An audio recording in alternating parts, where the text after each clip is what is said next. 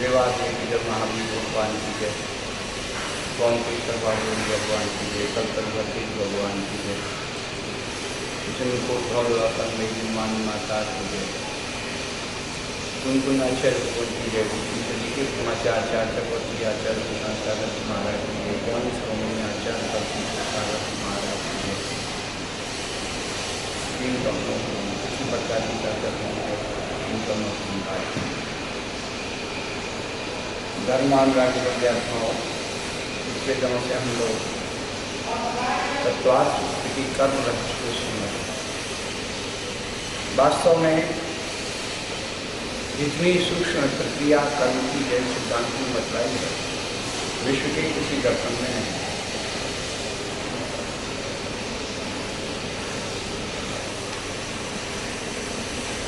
कर्म को लाने में हमारी मन वचन का सहायक है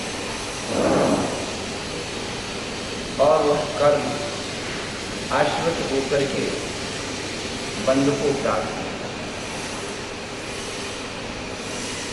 पिछले दिनों में आश्रव के बारे में चर्चा की।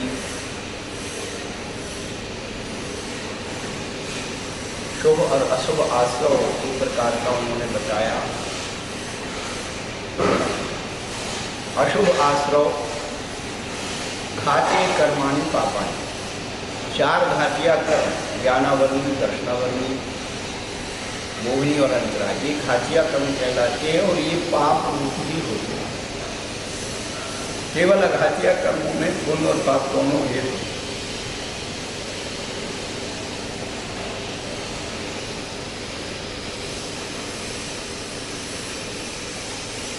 पुण्य कर्म कैसे आश्रय होता है, उन्होंने व्रत का सूत्र बता करके पुण्य कर्म को कमाने की बात कही और पुण्य कर्म में घाटा कैसे हो जाता है उसकी अहम की बात कही।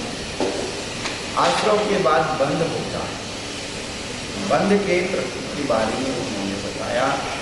मिथ्या दर्शन अवश्य प्रमाण कटाय युवावंद, मिथ्या दर्शन अवश्य प्रमाण कटाय, ये बंध की वृत्ति। मिथ्या दर्शन को उन्होंने दो तरह से बताया, 5 प्रकार का और 4। 5 प्रकार की मिथ्यात्मक बुद्धि, एकांत, विनय, संशय, ज्ञान आदि। इनका जो वर्णन है ग्रीक अग्रीक रूप से आचार्य कहते हैं। तो ग्रीक मिथ्यात्म ये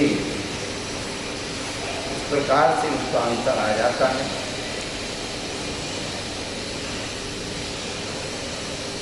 और अवृत्ति 12 प्रकार की है। प्रमाद भी यहाँ पर जो बताया है ये करणानी की अपेक्षा बताया। अब प्रमाद के आपको दो भेद करना पड़ेगा। एक चरणानी उपेक्षा ये तथा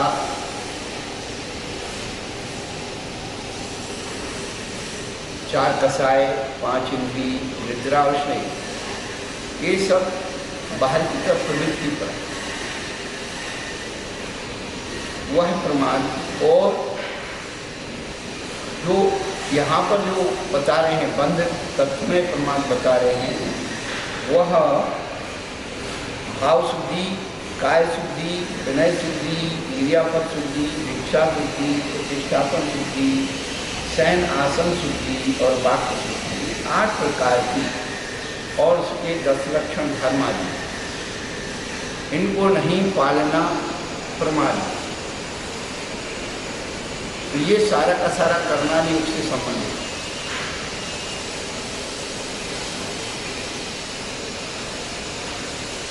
दो 292 पेज सर्वार्थ दिखा चला हुआ है। नीचे टिप्पणी कीजिए, नीचे आपके हाथ के पास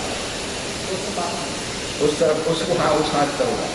292 पेज।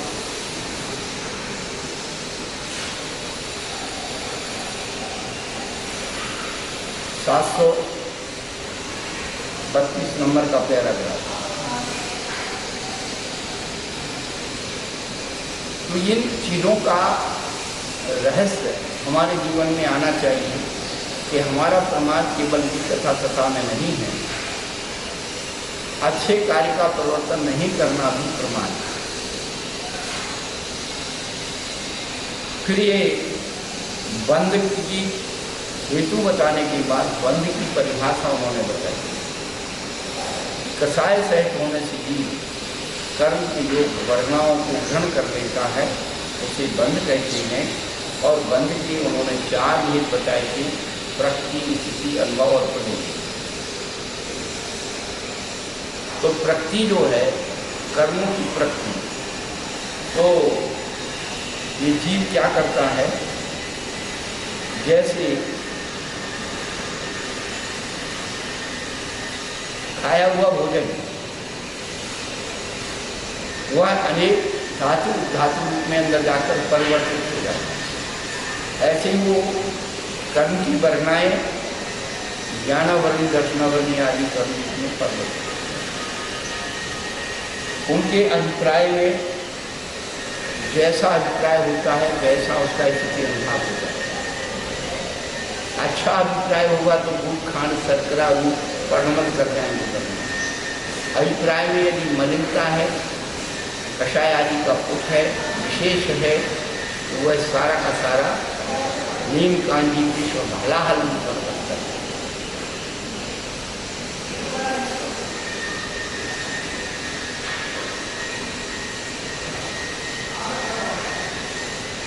कहने का अभिप्राय है ये प्रकृति, स्थिति, अनुभव और प्रदेश, ये जीव स्वयं कार्य करता है कषायों के माध्यम से। और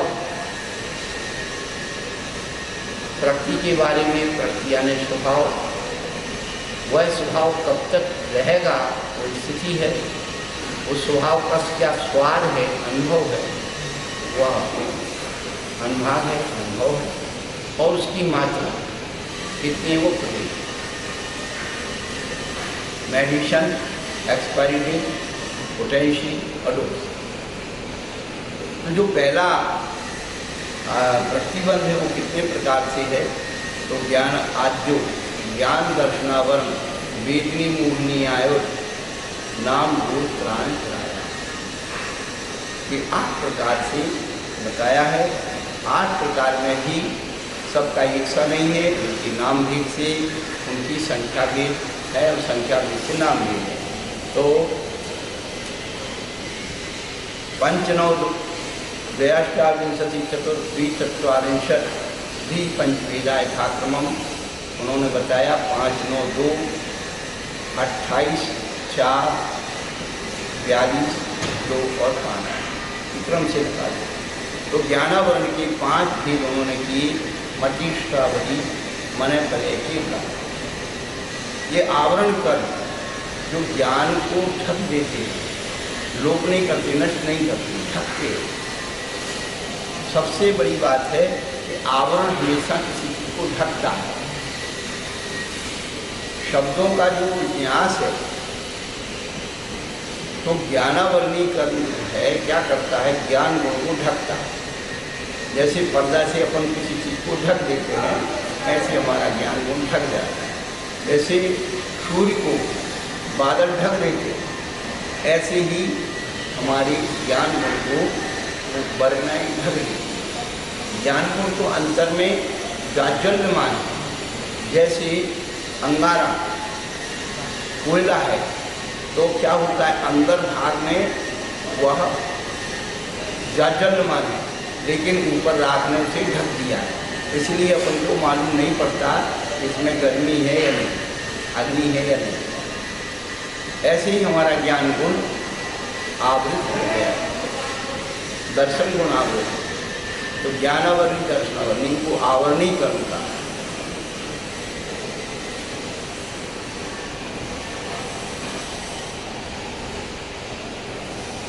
तो मति ज्ञानावरण, ज्ञानावरण, अवधि ज्ञानावरण, मन प्रय ज्ञानावरण, केवल ज्ञानावरण, इन 5 प्रकार के पर्यायों ज्ञान की पर्याय 5 प्रकार इनको का आवृत करता है।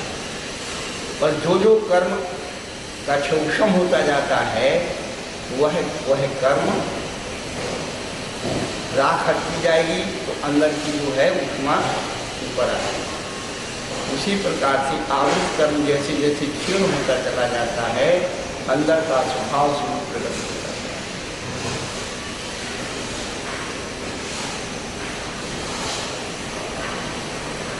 दर्शनावरण के भी उन्होंने नौभेद किए, चक्षुर चक्षुरवधि केवलाना, निद्रा निद्रांद्रा पिछला पिछला पिछला स्थान, ये 8 वेद आवृत हमारे वस्तु स्वरूप को देखने में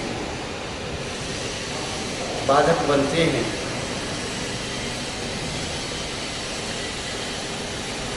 और 2 वेदनी कर्म सत सत वेदनी, तो साता वेदनी और असाता वेदनी वेदनी कर्म है, हमें उन कर्म की परिणामों का स्वाद दिलाते हैं।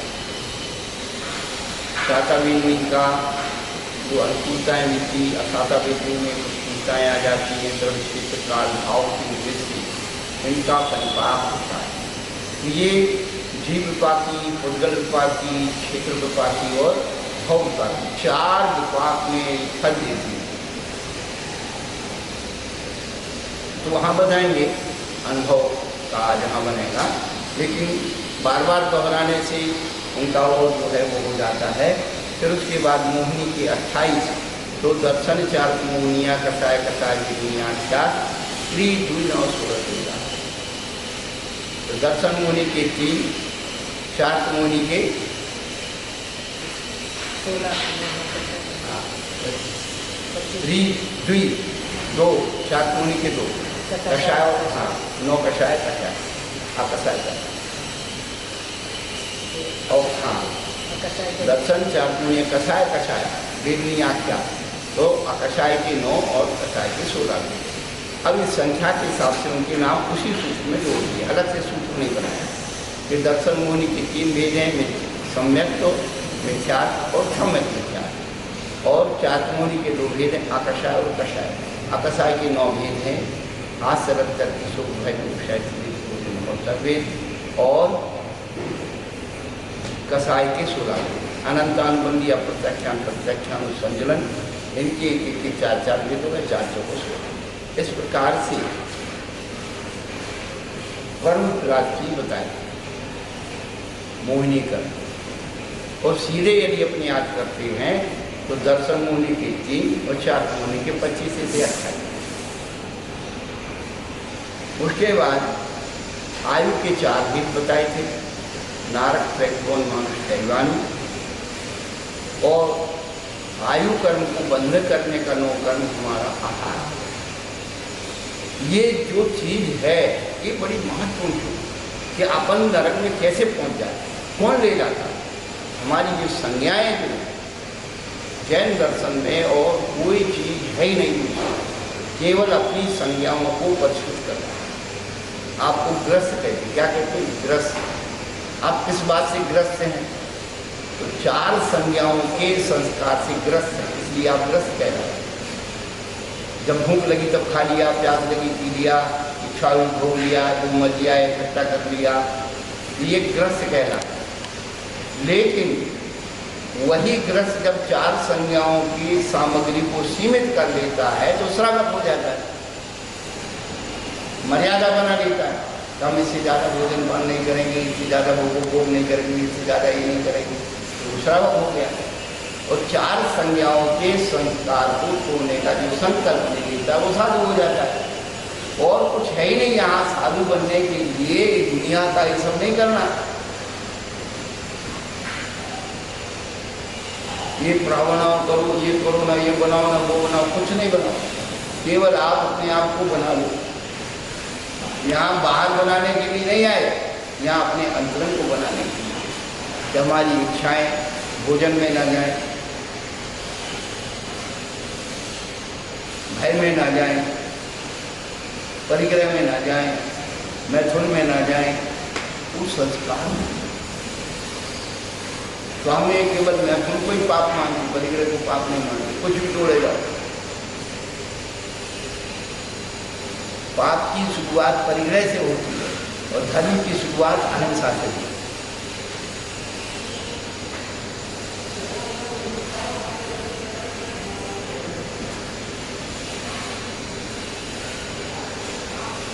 और भगवान बनने की शुरुआत, अहिंसा की शुरुआत भोजन शुद्धि से हुई। यदि भोजन शुद्धि नहीं है तो कोई अहिंसा नहीं है।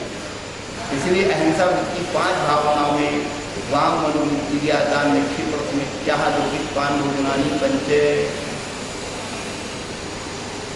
यदि हमारा भोजन शुद्ध नहीं है, हम जितनी बड़ी अहिंसा की बात करो वो अहिंसा है ही नहीं।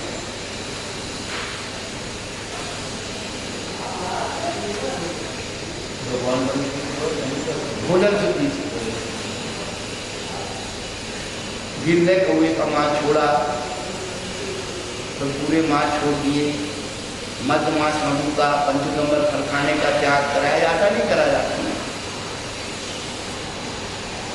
12 तपों में 4 तप भोजन किए हैं। 22 परिसों में पहले छुड़ा था जिनको भगवान ने 2 दोषों को न किया, पहले छुड़ा था। 18 परिसों में से पहले हुई संज्ञा में 4 संज्ञा 8 संज्ञा पहली है। कथा में 4 पहली कथा आप भोजन कथा है। तो सारा राग तो उसी का है। लड़ाई झगड़े कैसे हैं? भोजन को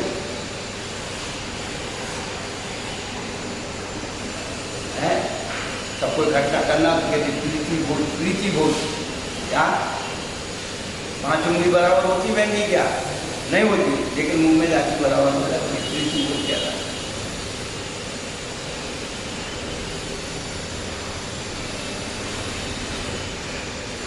तो दांत मारो पहुंच गए।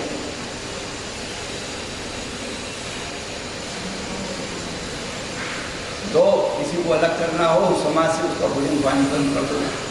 मिलाना हो तो किसी भोज कर दो। सब भोजन का झगड़ा है। अनादिकाल से वही संज्ञा के पीछे।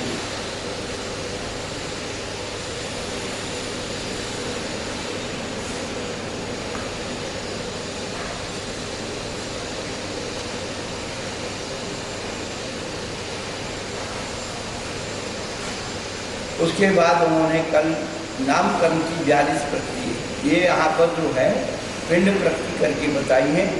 वैसे तो इनकी प्रकृति कितनी होती हैं? 93, परंतु उन्होंने तो यहाँ पर क्या हुआ? गति, जाति, शरीर, आंगोपांग, निर्वाण, बंधन, संगात, संस्थान, शयनन, स्पर्श, रस, गंध, वर्ण, अनुकूली, अवरोही, उपकार, परघात, आदर, व्याय गति पर विभक्तिपूर्ण हो, समास करके विभक्तिपूर्ण हो, इसलिए 21 यहाँ तक हो।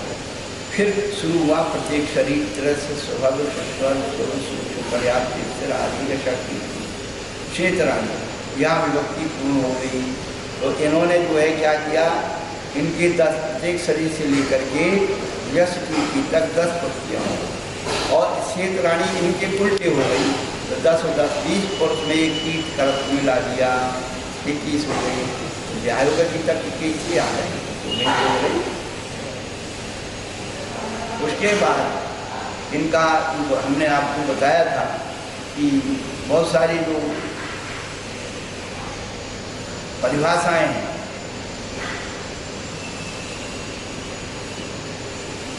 तो अनुकूली परिभाषा की जब जीव इस गति को छोड़ करके दूसरी गति में जाता है तो पूर्व शरीर का आकार रहता है।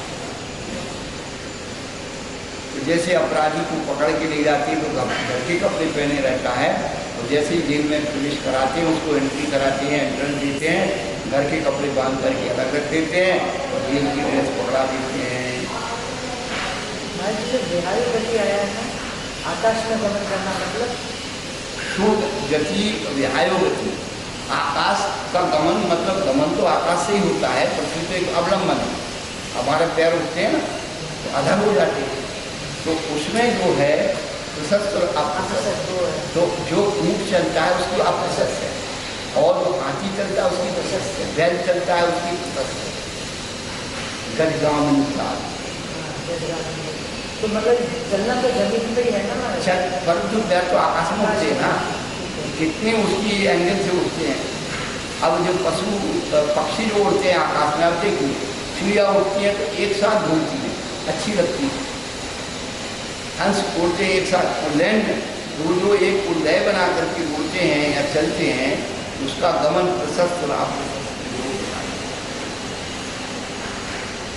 और चमगादड़ है, वो एक लाइन में नहीं चलती, वो इधर भाग रही, उधर भाग रही, उधर भाग रही।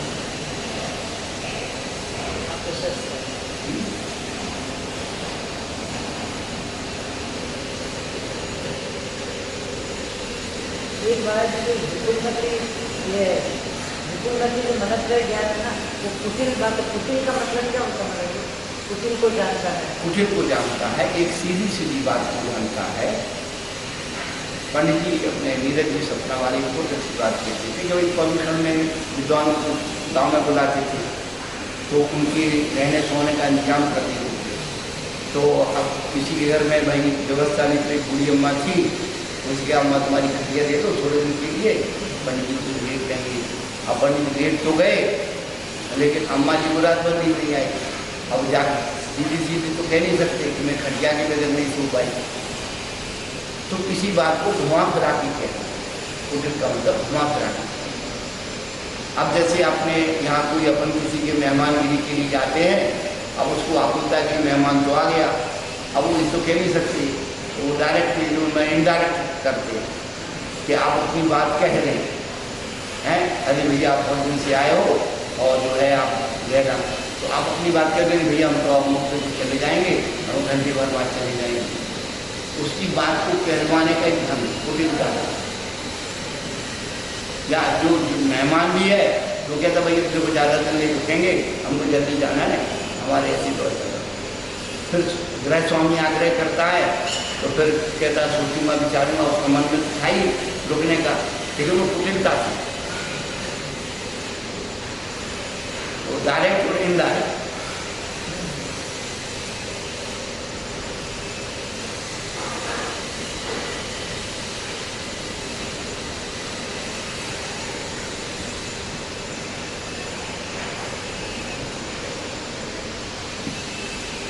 तुम्हारे दर्शन की तो गुण है ना, कल सम्यक गुण और दर्शन पर्याय, दर्शन पर्याय में दर्शन तो गुण है।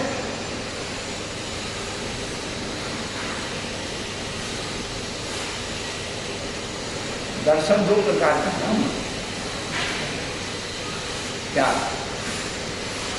एक ज्ञानावर्णी संबंधी दर्शनावर्णी संबंधी दर्शन और एक मोहिनी कर्म से संबंधित दर्शन। जो मोहिनी कर्म संबंधी दर्शन है वो दृष्टि या मत सिद्धांत से जुड़ा हुआ मिथ्या दृष्टि। तो सच्ची बात में गलत सोचना वो मिथ्या दृष्टि। जो पर्याय होगी, हाँ तो मैंने कल कहा दर्शन तो गुण है, तो दर्शनावर्णी की अपेक्षा गुण है, वो दर्शनावर्णी की अपेक्षा वो हाँ, तो वो दोनों अलग अलग है। हाँ नहीं ठीक भी उच्च है और क्रिया भी उच्च है। देवगति के देव भोग भूमि के जहाँ केवल एक उच्च गोत्र पाया जाता है, वहाँ क्रिया से संबंध नहीं है। समझ आए दीदी? जहाँ क्रिया से संबंध नहीं, केवल जन्म से संबंध है। जैसे देवगति के देव उच्च गोत्री हैं और भोग भूमि के जो जीव है उच्च गोत्री कहलाते हैं, वहाँ क्रिया से संबंध नहीं है। और उच्च और नीच, तो जो जन्म तो उच्च है, क्रिया नीच है।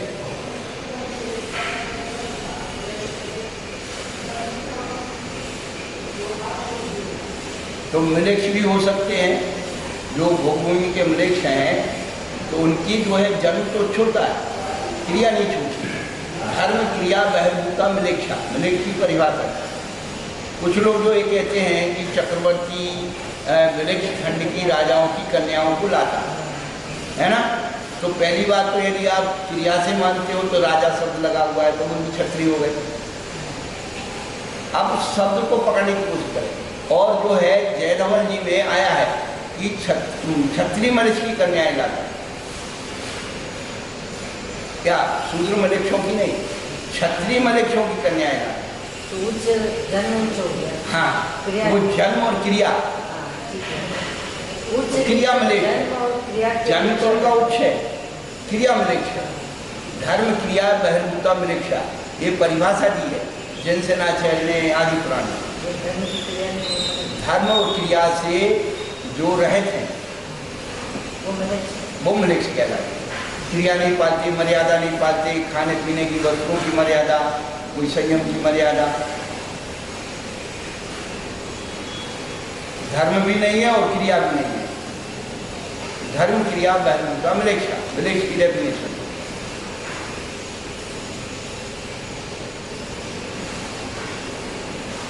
तो फिर जब चक्रवर्ती लाते हैं वो तो ये दोनों दोनों नहीं है हमारा, धर्म भी नहीं है, क्रिया भी नहीं है, जन्म मलेच्छ है। हाँ, जन्म नहीं, जन्म तो उच्च कुल का है, क्रिया मलेच्छ है वो। हाँ, एक उच्च नीच कहलाता है।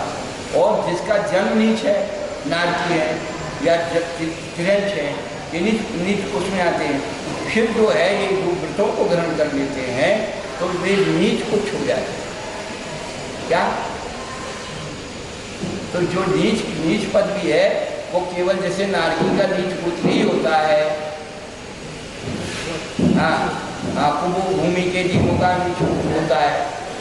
और जो नीच पुत्र में जन्म ले लेते हैं चिरंचादी, फिर जो है व्रतों को ग्रहण कर लेते हैं तो वो नीच उच्च हो जाते हैं।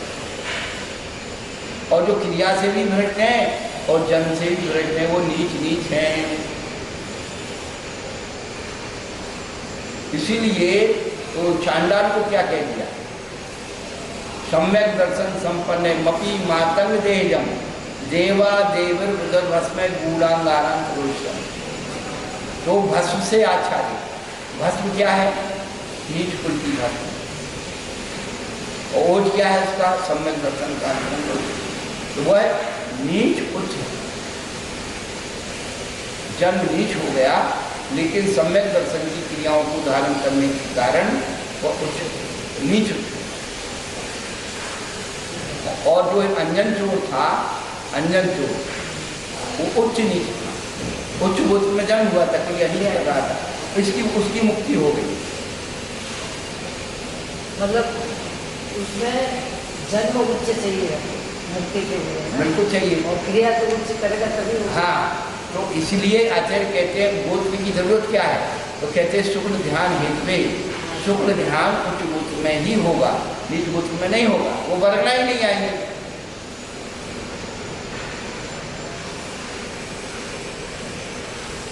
उच्च गोत्र की नीच गोत्र की स्थापना क्यों की? क्यों है? तो शुक्ल ध्यान हेतु वहा उच्च गोत्र के द्वारा ही शुक्ल ध्यान हो सकता है, बिना उच्च गोत्र के शुक्ल ध्यान नहीं। इसलिए शूद्र को मुक्ति नहीं होती। यदि ऐसा होगा तो शूद्र मुक्ति का प्रसंग आ जाएगा। वो तो कर्म नहीं मानोगे।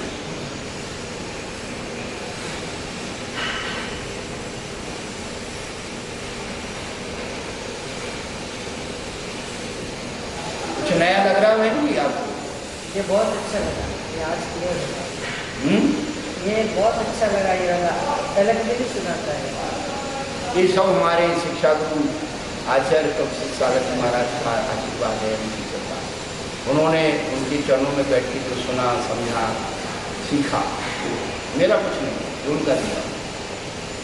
बड़े बड़े महानाचार्यों ने दिखाया, हम तो वो आपको बता दें। क्यों? आपको तो पढ़ने की फुर्सत नहीं, पढ़ भी लिया तो समझने की फुर्सत नहीं, समझ में आया तो उल्टा आ गया।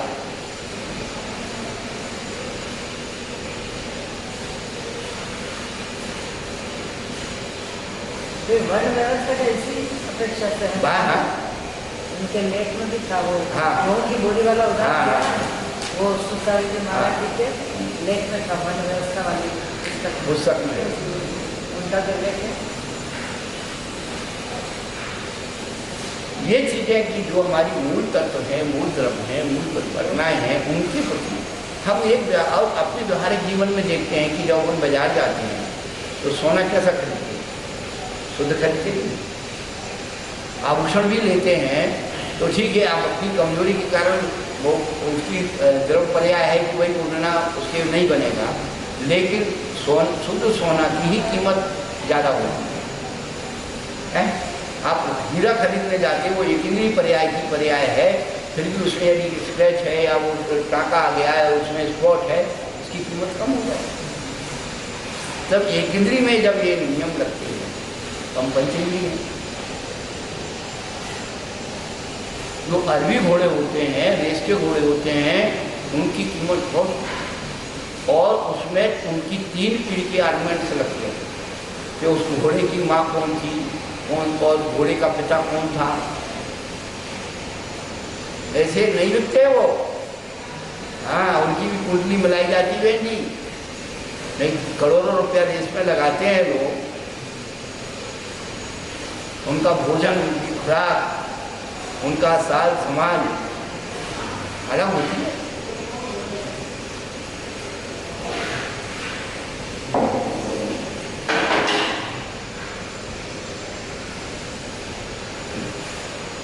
गीता में 8 प्रकार के संकर बताए। 8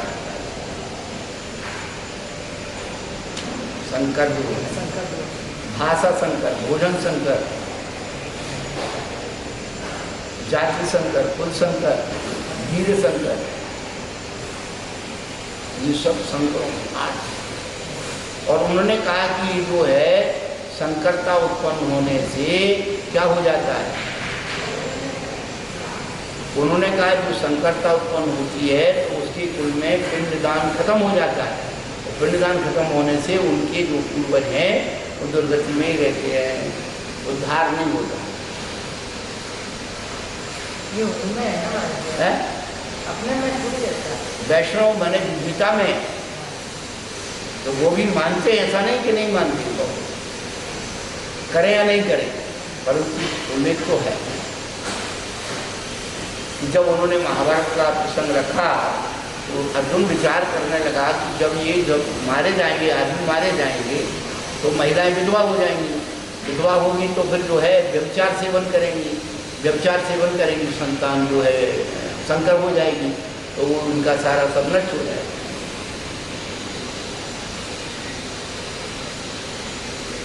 इसलिए प्राचीन काल में रानियां जो भी होती थी जोहर कर देती थी कि मेरा शील दोष नष्ट नहीं हो, या मेरी जो है आगे आने वाली संतानें, तो किस आदमी तो जबरदस्ती कुछ भी कर जाएगा, भोगना मुझे पड़ेगा।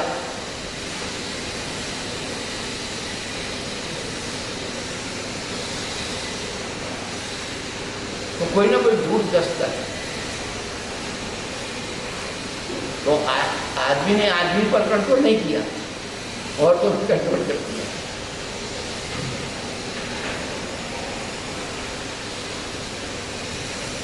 तो उच्च ही नीचे से उच्च हो तो नीचे हो। हम लोगों की कोई प्रश्न पूछ रहे हैं? आवाज शंकर बता दो। शंकर शंकर, 8 शंकर। हाँ हाँ, जाति संकर, कुल संकर, वीर संकर, भाषा संकर, भोजन संकर, और कितने 6 हो गए पाँच, और 1-2 और हैं, स्मृति में नहीं है, हम वो बता देंगे। तो ये 8 प्रकार के संकर गीता में आए हैं।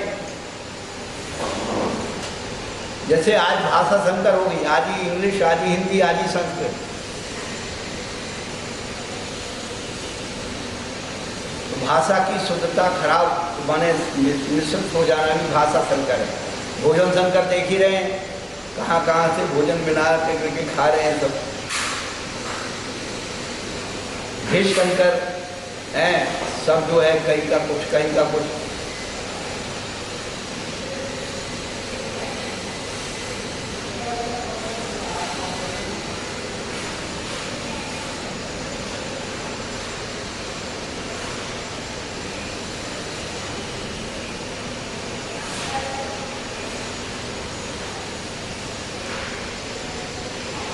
इसलिए जाति आदि की शुद्धता के लिए एक जो है जैन धर्म का काम है।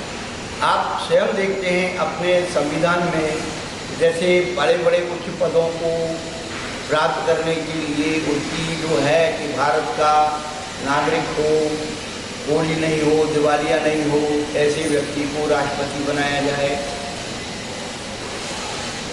देश का प्रभाव पड़ता है, जाति का प्रभाव पड़ता है, कुल का प्रभाव पड़ता है, सुना जाता है राजीव गांधी जब नेपाल गए तो नेपाल का जो पशुपतिनाथ का मंदिर है उसमें केवल हिंदुओं को प्रवेश है। तो वहाँ के चौकीदार ने उन्हें रोक दिया, यू आर फारसी, आप ये आप अंदर नहीं जा सकते, हिंदू नहीं है आप। सोनिया जी को आप प्रधानमंत्री क्यों नहीं बनाने देते? ये भारत मूल की नहीं है।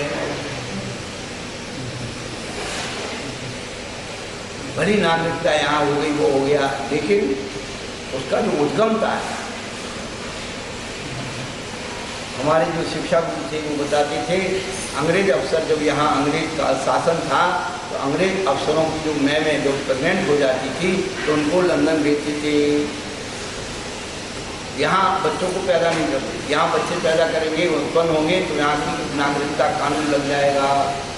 कितने दिमाग वाले थे, शासन आप तक कर रहे थे। तो देश का भी प्रभाव पड़ता है, कुल का जाति का भी प्रभाव पड़ता है। आज नहीं तो कल समझ में आएगा, तो नहीं आए तो अपने का ज़्यादा कुछ नहीं है। धर्म पहले भी था, आज भी और आगे भी चलेगा। थोड़े रहेंगे, बीज रूप में रहेंगे और बीज से फसल बनेंगे।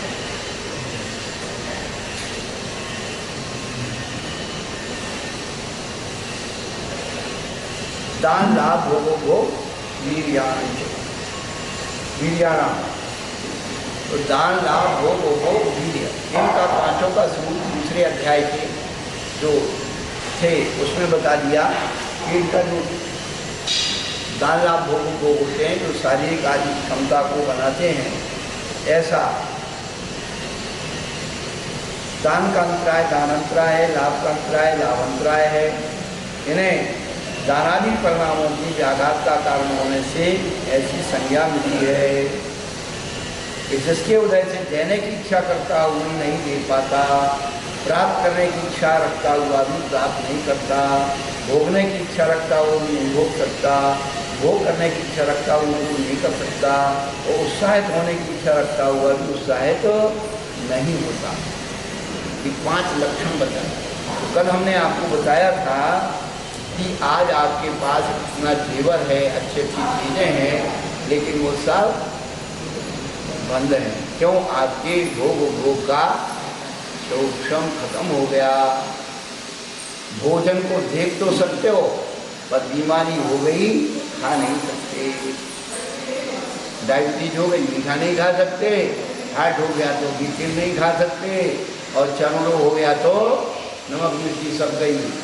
ब्लड प्रेशर हो गया तो यही तो है, और क्या है? कर्म कोई अलग से थोड़ी आ रहा है, सामने प्रत्यक्ष अनुभव कर रहे हैं।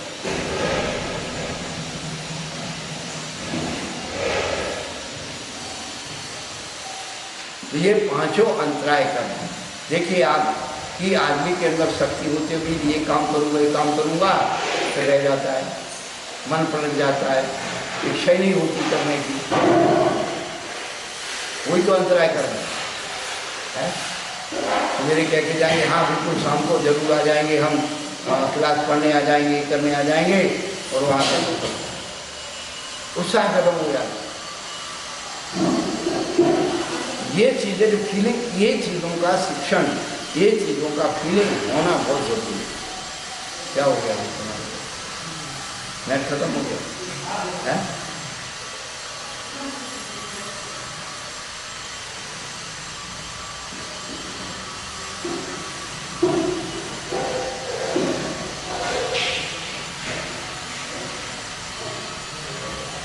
ये 8 कर्मों के उन्होंने स्वरूप बता दिए। प्रकृति बंध का स्वरूप बता दिया। प्रकृति बंध इतने प्रकार से होता है। प्रकृति के बाद स्थिति बनती है। तो 8 कर्मों में स्थिति कैसे बनती है, उनकी कर्मों की मर्यादा, एक्सपायरी डेट, समय, तो 2 प्रकार से, एक उत्कृष्ट और एक जगन्य। तो पहले उत्कृष्ट के बारे में बताएं। उन 8 कर्मों के नाम हमको आखिर तक याद रखना। आदितक्ति मंत्राय च त्रिंशत् सागरूपम कोटि कोट्या परास्थिति।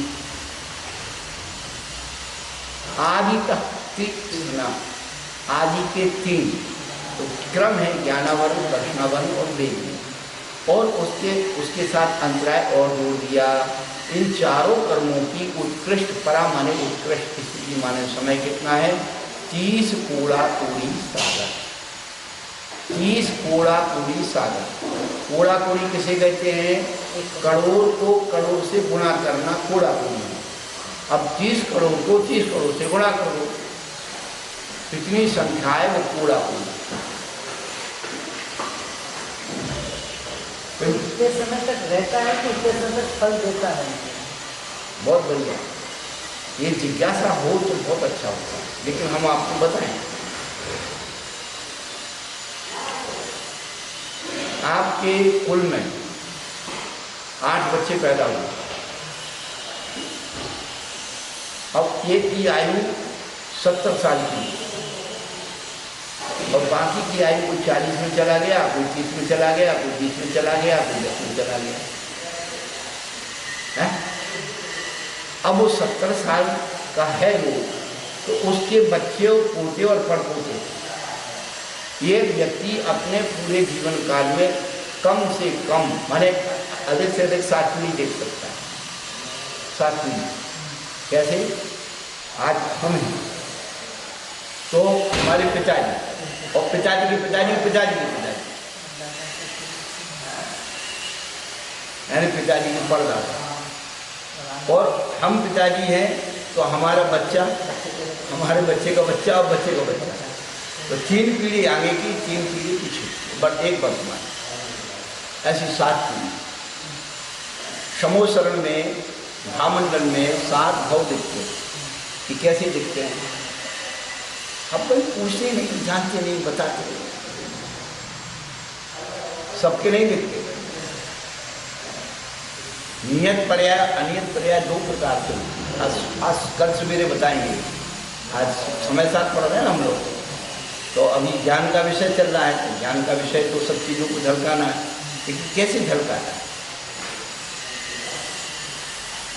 तो 3 पीढ़ी कौन सी, 3 भाव कौन से, 3 भाव कौन से, कैसे दिखेंगे? तो जो नियत पर्याय वाले हैं वो भाव दिखेंगे। क्या?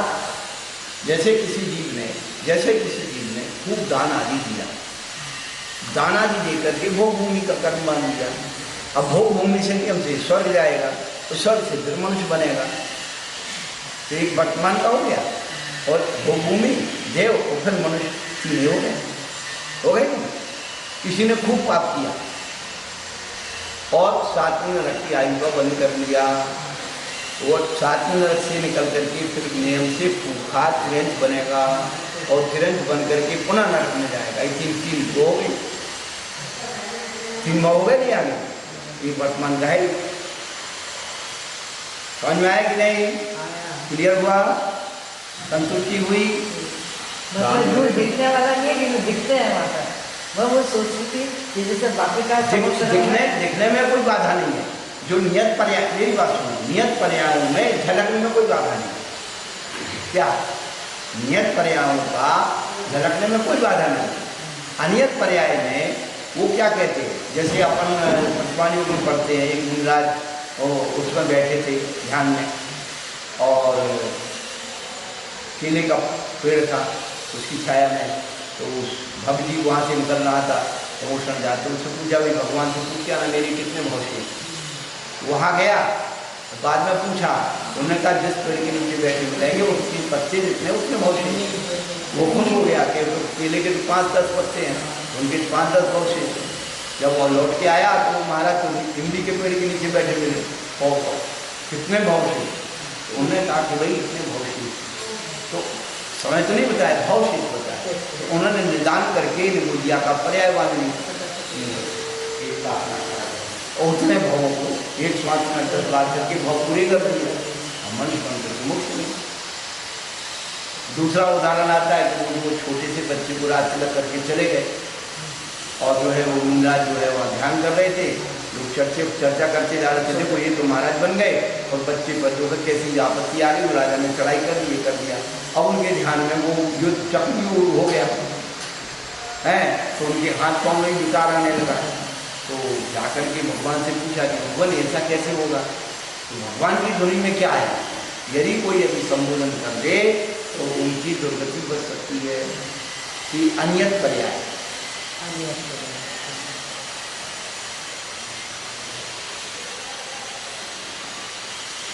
वो नियत पर्याय इमली के पेड़ की, वो नियत पर्याय और ये अनियत पर्याय। इमली के पेड़ वाला नियत हो गया, उसका भाव नियत हो गई। और ये कोई संबोधन करेगा तो उनका कल्याण होगा, नहीं तो वो अनियत हो गया, वो अनियत हो गया, वो अनियत हो गया।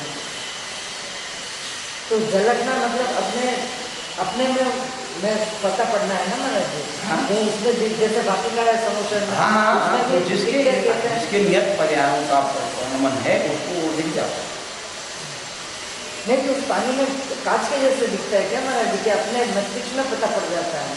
अभी तो आचार्य तो ये कहते हैं भावमंडल में नहीं दिखते। हाँ, भावमंडल जो है उसका जो भावमंडल, हाँ भावमंडल जिसको कहते हैं भावमंडल, उसमें भी अपने भोजन लगते हैं। हाँ उसमें भी आते हैं, तो उसमें कोई दिक्कत नहीं। पर अगर यूँ आएंगे ना महाराज जी तो इतनी पब्लिक सबके दिखेंगे तो क्या दिखेगा? वही चीज तो है, आप रिमोट दबाओगे तो देखेंगे, ऐसे थोड़ी दिखने वाले। अवधि ज्ञान का सूक्ष्म है, जब आप संकल्प करके करोगे तो वो देखेंगे। पर तो हर जगह हर भव्य के दिखते हैं ना। हाँ, तो जो देखना चाहे उसके दिख जाएंगे। तो जैसे अपने को अवधि ज्ञान नहीं है तो नहीं दिखेंगे तो है ना। हमारे मैंने बताया जैसे अवधि ज्ञान हमेशा उपयोग लगाओगे तो होगा, तो अपन देखना चाहेंगे तो होगा। चैनल तो चल रहे, अब जितने नंबर का आप बटन दबाओगे तो उतने नंबर का वो देखेगा ना चैनल। दान करेंगे भोग में जाएंगे और मोक्ष में जाएंगे। भोग भूमि से नियम से स्वर्ग जाएगा और स्वर्ग से फिर मनुष्य बनेगा, सिंह हो गए। और साथ में गति आयु का बंद किया, जो अपन ने गति आगति पढ़ी ना, ये सब नियत पर्याय क्या?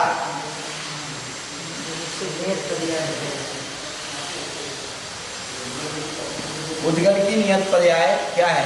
परमाणु, उससे छोटा नहीं होता। आकाश की नियत पर्याय प्रदेश, आत्मा की नियत पर्याय अभिभागी प्रच्छेद, अभिभागी प्रच्छेद,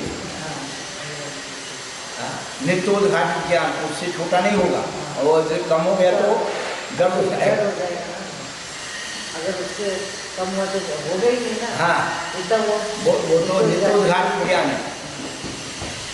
और बाकी के जो है धर्म आकाश को सबको प्रदेश की संज्ञा देगी, क्योंकि वो आकाश की द्रव के अवलंबन से वहीं रहते हैं। आकाश के प्रदेशों के बराबर भी उनके प्रदेश है, इसीलिए उनकी उसमें संज्ञा देगी। कालानु धर्म द्रव के प्रदेश, निदान बंद कर दिया उन्होंने। वो नियत, अरे काका जो पेड़ के पत्ते थे वो नियत है, भाव नियत है, इतने भाव। अब उतने भाव को कैसे क्रॉस करना है ये तो नहीं बताया। यहाँ की घोड़ा बंद करके करेंगे बस।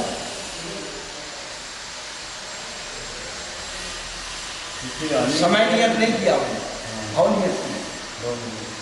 तो अनियत पर्याय कहाँ से लाऊंगे? अरे वो अनियत पर्याय उसकी बता रहे हैं ना, राजा की जो युद्ध।